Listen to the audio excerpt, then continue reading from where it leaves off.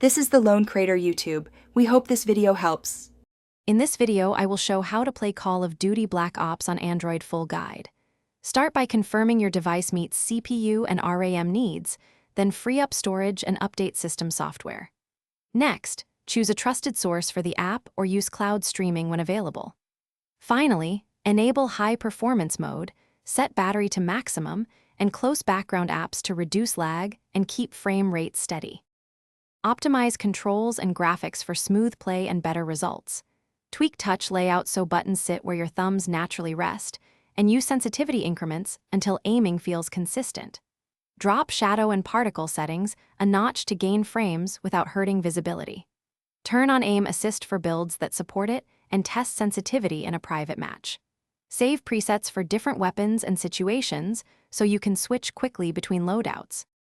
If this guide is helping you, please subscribe and like to support future videos. Quick recommendation.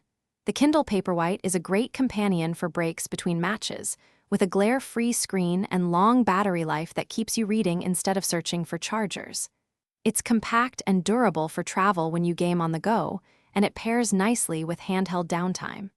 Check the description for the link and deals. Now let's get back to the video. Prioritize connection and device performance to avoid frustrating disconnects during matches.